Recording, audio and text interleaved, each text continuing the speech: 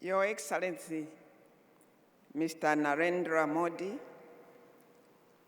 Prime Minister of the Republic of India, His Excellency, the President of the Republic of Zimbabwe, Mr. Robert Mugabe, and Chairperson of the African Union, Your Majesties, Your Excellencies, Heads of State and Government, Chairperson of the African Union Commission, High Excellency Madam Zuma, Honorable Ministers, distinguished ladies and gentlemen, at the outset, allow me to extend my profound gratitude to His Excellency, the Prime Minister of the Republic of India, Mr. Narendra Modi, for inviting His Excellency, the President of the Republic of Zambia, Mr. Edgar Chagwa Lungu, who was making preparations to attend this summit, but however, could not do so due to equally important national undertakings which coincided with this event. Therefore, he had sent his profound apologies to you, Your Excellency, Mr. Modi.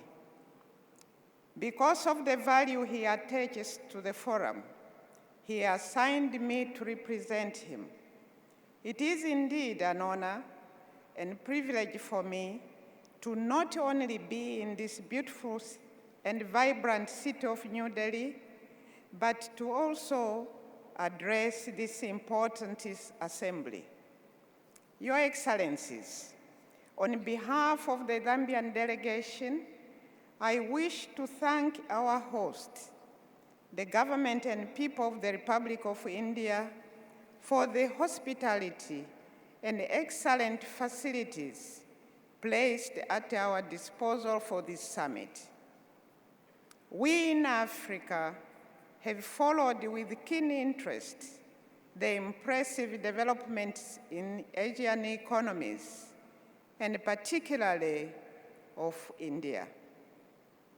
The International Monetary Fund recently referred to India as the bright spot on the global landscape because of its economic growth, a feat which we in Africa can learn from. This year's theme, Partners in Progress Towards a Dynamic and Transformative Development Agenda, reminds us of the strong bond that has existed between our two peoples for a long time and suggests that more can still be done. I am confident that this synergy will enable us to overcome any bottlenecks that hinder progress.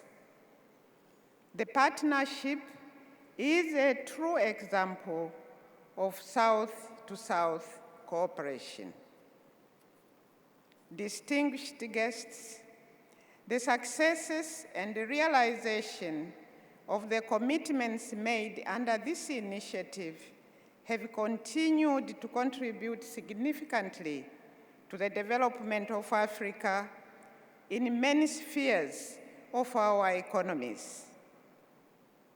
As such, we would like to urge the development of mutual partnership for a win-win situation where both Africa and India are equal beneficiaries. The draft Delhi Declaration and the 2015 Indo-Zambia Africa Framework for Strategic Cooperation provides us with a suitable platform that will guide our cooperation. The various areas outlined in the two documents are critical for the developmental agenda of both India and Africa. My government, therefore, supports the adoption of the two documents, as well as the idea to come up with a monitoring and evaluation mechanism within the next 3 months. Excellencies, ladies and gentlemen, we in Africa have identified that infrastructure development is critical to Africa's accelerated economic growth and development and boosting intra-Africa trade. However, infrastructure alone in Africa requires about US $38 billion of investment per year, and a further $37 billion per year for operations and maintenance, which entails an overall price tag of $75 billion to redress Africa's infrastructure deficit. As a continent, we have an annual funding gap, therefore, of $35 billion. Ladies and gentlemen, the India-Africa partnership has grown. The sustenance, therefore, of the duty-free tariff preference scheme is critical for Africa. It is important that India continues to provide this scheme, as it will allow more participation of our people in profitable economic activities that will go a long way in alleviating poverty. Further, African countries need to do more to gain increased access into the Indian market through value addition, as well as improved productive capacities. Distinguished ladies and gentlemen, it is a fact that Africa is the worst affected by climate change, but is the least contributor to greenhouse gas emissions. We must therefore work together to mitigate adverse effects of deteriorating climate conditions, of which the energy crisis in most parts of Africa is a case in point. The energy crisis in itself provides an opportunity for investment. In view of the fact that India is a member of the G20, Africa, through the spirit of the partnership, expects India to provide a voice for Africa under the G20 fora. In the same vein, Africa demands a favorable outcome at the United Nations Conference on Climate Change to be held in France towards the end of this year. Distinguished guests, the African continent is of the firm belief that the reform of the United Nations is long overdue and is crucial in ensuring fair representation, accountability, transparency, and effectiveness.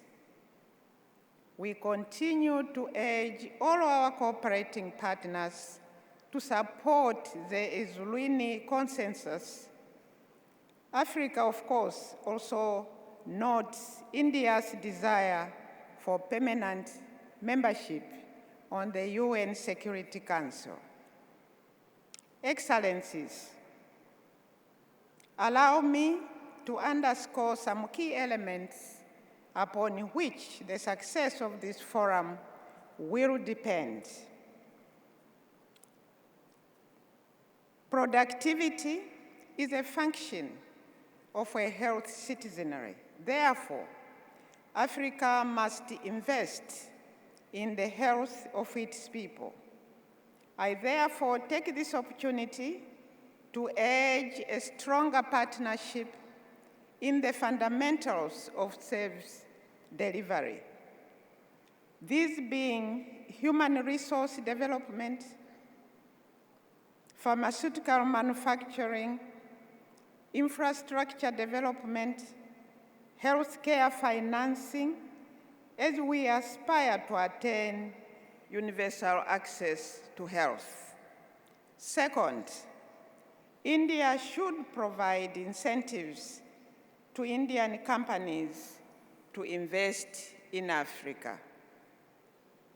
And third, as it has been observed that Africa has 60% of the world's arable land, and yet only contributes 10% of the total agricultural output, it follows, therefore, that the bulk of the world's output be generated from Africa. With the correct harnessing of our abundant land and the water resources, the agricultural sector provides a sure source of employment for our people. We therefore call upon our Indian partners to join hands with us in developing the agricultural sector through investment in agriculture, mechanization, irrigation, and agro-processing. In the same vein, close attention must be paid to developing entrepreneurship as a means to bring the women and youth who are unemployed into some form of employment through skills development. Empowerment of women and youth will bring this vital productive group into the mainstream of economic activity. And fourth, education is key towards having an educated and productive population. In this regard, I call upon our Indian partners to invest in appropriate skills development and capacity building. And finally, I would like to take this opportunity to reiterate Zambia's commitment to the India-Africa Forum Summit and to be partners in implementing, reviewing the progress of cooperation projects, and sharing of information, as well as seeking areas of further collaboration. I wish you all very successful deliberations and a trust that you will come out of this session reinvigorated. I thank you all. Thank you.